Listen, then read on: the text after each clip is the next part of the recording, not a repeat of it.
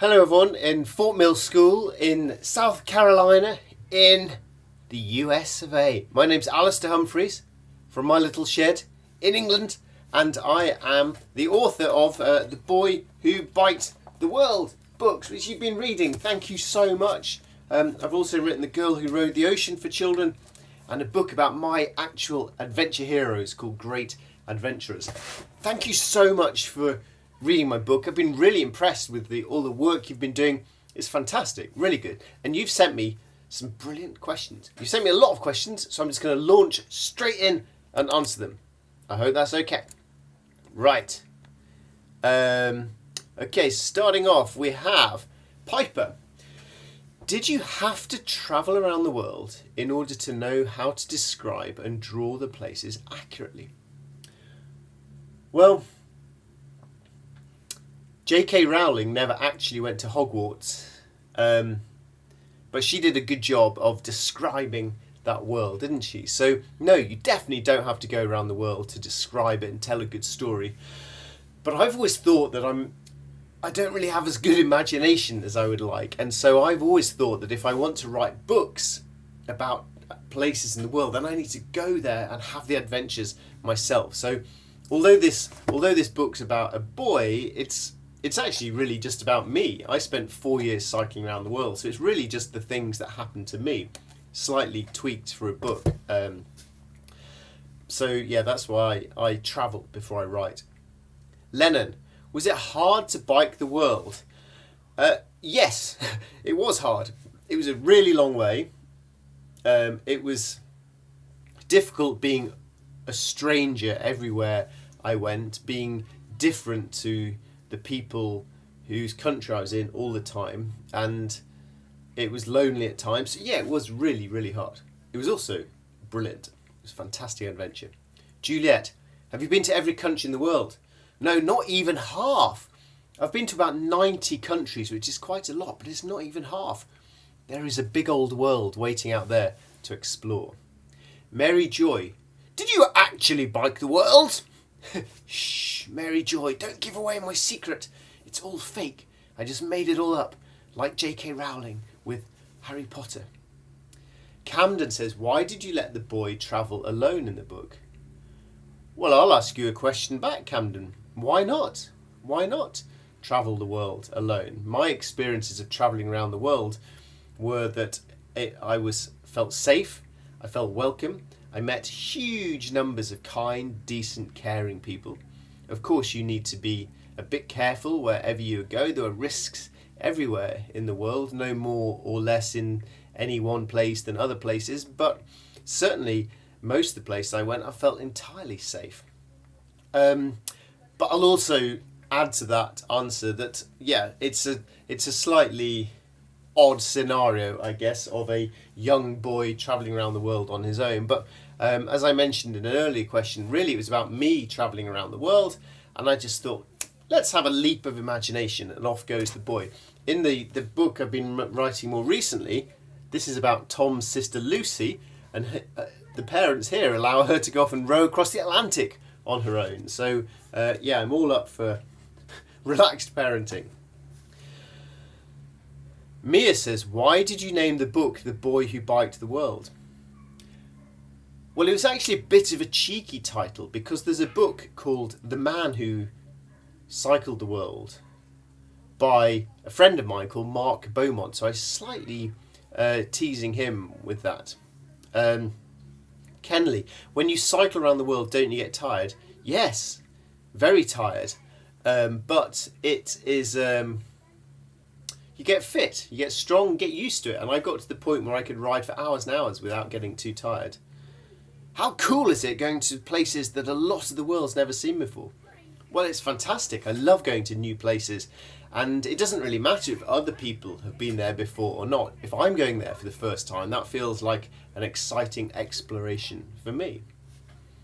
Got a couple of repeats that I'm going to skip, if that's okay. Elise, were you worried when you left on your adventure around the world? Yeah, I was worried. I was nervous about some of the problems I thought I might face, but mostly I was nervous about the unknown. Oh, sorry, massive yawn. I apologise.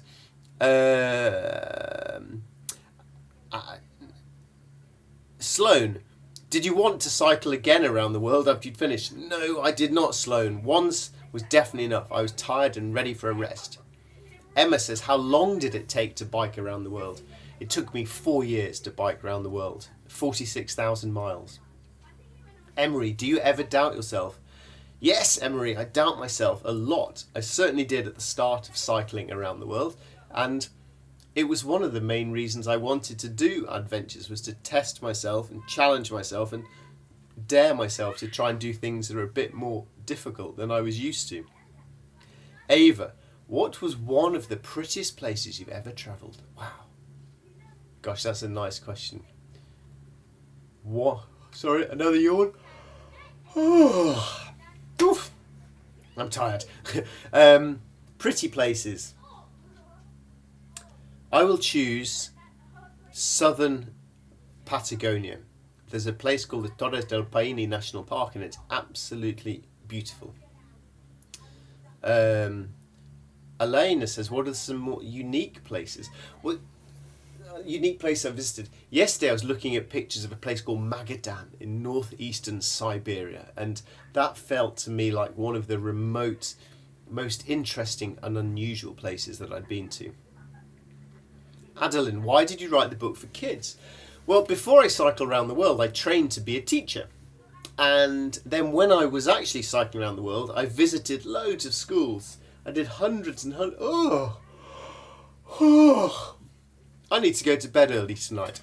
When I was cycling around the world, I visited hundreds of schools and gave talks to children about adventures cycling around the world. So I knew that young people enjoyed these stories. And then I also wanted young people to read stories that were encouraging you to go to new places in the world and learn about different cultures and to be brave enough to try things that are difficult. And so all of these seemed like good reasons to write a book for children. And this wasn't one of the reasons why I did it, but it's one of the brilliant things now. I've basically written this book, but for adults as well. It's called Moods of Future Joys. It's about the same story, but the adult version. And this book, the children's book, sells 5 times more copies than the adult book. So that's good news. Bridget, where did you bike as a kid? Well, if you look on Google, I grew up in an area called the Yorkshire Dales. It's a beautiful national park in England, and that's where I grew up and did a lot of biking. My first bike ride, I cycled across England from one side to the other when I was 15, which is not nearly as impressive as cycling across America would be. It's not very big. It took me about 6 days, I think. Audrey, what age were you when you biked the world? I was 24 to 29. Maeve, did you actually talk to a French woman on a bench? Yes, I actually did. All the story, although I should say the stories in these books, like when Tom meets someone and chats to them, often they are lots and lots and lots of stories joined together and squashed together and boiled down into one simple story that tries to get across the point that I'm making. So that's one of the difficulties of story writing, is knowing what to leave out. Sadie C, rather, were the people in Africa friendly? Yeah, people in Africa were incredibly warm and friendly and welcoming and kind, as they were in the Middle East and in China and in Russia and in Syria and in America. All over the world are good, kind, welcoming people. Sadie M, how happy were you when you finished the book and got to share it with the world? Well, I find writing books really hard, so when I get to the end, I'm mostly just tired, like this. So, and also when you've written a book, you then check it for mistakes, and you check it for mistakes, and you check it for mistakes, until by the end I'm so sick of it and bored of it and just hate the book. So I'm actually just relieved at the end of a book rather than feeling like a celebration. Aidan, where will book 2 take place? Well, Aidan, here we have book 2, The Boy Who Biked the World, part 2, Ride It... Oh, Spoiler, you'll have to read the book and find out. But my journey around the world, I went through Europe, the Middle East and Africa, up South America, up through North America to Alaska, and then across Asia from Russia all the way back to England.